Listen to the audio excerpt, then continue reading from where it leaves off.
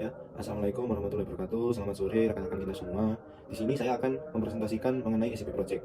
Jadi, presentasi kali ini saya akan menjelaskan mengenai pengimplementasian Moodle Cloud pada perusahaan yang bertujuan untuk meningkatkan efisiensi dan produktivitas. Jadi, apa saja sih materi yang akan saya jelaskan? Yang pertama ada corporate contribution, kedua user orientation, kemudian operation excellence, yang keempat ada future orientation. Ya, jadi SCP Project ini juga merupakan sebuah inisiatif untuk mengimplementasikan Moodle Cloud pada perusahaan. Tujuan dari project ini pun juga untuk perusahaan. Semisal kayak ada karyawan tuh untuk meningkatkan kolaborasi dan berbagi pengetahuan di antara para karyawan. Kemudian untuk mengurangi biaya yang timbul pada perusahaan pada operasionalnya. Kemudian ada meningkatkan produktivitas dan mengembangkan keterampilan karyawan secara keseluruhan.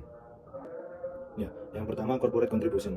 Proyek ini memiliki kontribusi yang penting bagi perusahaan karena yang pertama meningkatkan kolaborasi dan berbagi pengetahuan antar karyawan. Dengan pengaplikasian model ini bisa dilakukan di mana saja dan kapan saja. Karyawan pun bisa bertukar pendapat tentang materi-materi yang sudah ada ataupun saling tukar pikiran karena ini pun mudah diakses.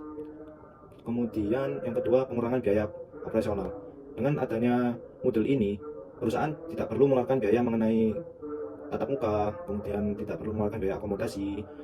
Kemudian yang ketiga, meningkatkan produktivitas. Adanya model ini pun dapat mengurangi waktu yang dibutuhkan dalam pelatihan karyawan-karyawan baru. Karena materi ini bisa didapatkan secara online, maka bisa diakses dimanapun. Kemudian ada pengembangan keterampilan. Karyawan diberikan pembelajaran secara berkala dan di akhir diberikan ujian latihan atau kuis untuk mengukur seberapa jauh karyawan memahami materi yang sudah diberikan.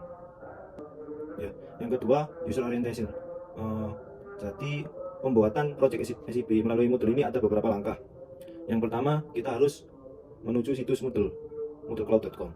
Jadi di sana kita akan membuat akun terlebih dahulu untuk mengakses Moodle. Kemudian kita akan membuat web dengan domain sendiri yang akan digunakan dalam materi yang diberikan kepada para peserta. Kemudian setelah website jadi, kita harus menentukan topik pembahasan yang akan diberikan pada partisipan. Kemudian kita juga harus secara detail mengatur atau menentukan subbab-subbab yang sesuai dengan materi pembahasan itu.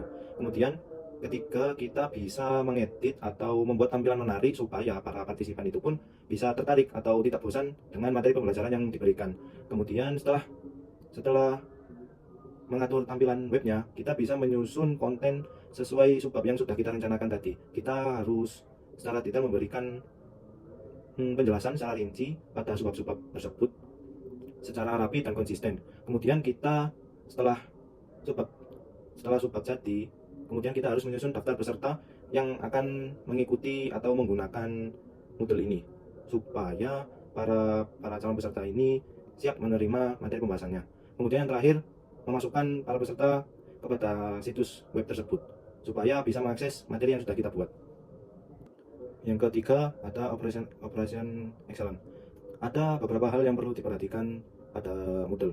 Jadi dalam mempertahankan sistem Moodle itu sendiri, kita harus mengetahui seluk-beluk di dalam Moodle seperti tools-toolsnya, kemudian bagaimana cara kita membackup datanya, merestore datanya. Nah, selain itu kita harus juga mengetahui kapan website itu expired atau cara membackup secara benar ya. Karena jika kita tidak membackup data tersebut sewaktu-waktu, kalau terjadi gangguan yang di luar kendali, maka data itu bisa digunakan kembali supaya kita tidak mengatur ulang kembali secara awal dalam pembuatan website itu sendiri. Kemudian jika sudah kita membackup data tersebut, kita perlu merestore ke web baru, dan kemudian kita juga harus mengecek ulang kembali supaya para peserta ini bisa dengan mudah menggunakannya secara lancar dan baik. Yang terakhir ada future orientation. Jadi yang pertama yang diharapkan itu materi yang sudah diberikan kepada para peserta diharapkan bisa diterapkan secara baik ataupun dipahami secara benar-benar supaya hal ini dapat meningkatkan efisiensi dan produktivitas untuk perusahaan.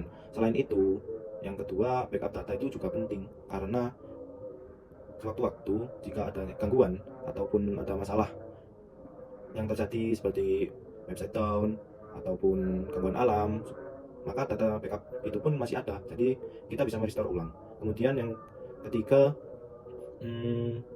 kita harus menyiapkan fasilitas secara betul sebelum menggunakan Moodle itu, seperti internet secara lancar, kemudian listrik, ataupun fasilitas yang lain yang bisa mendukung sistem itu tersendiri.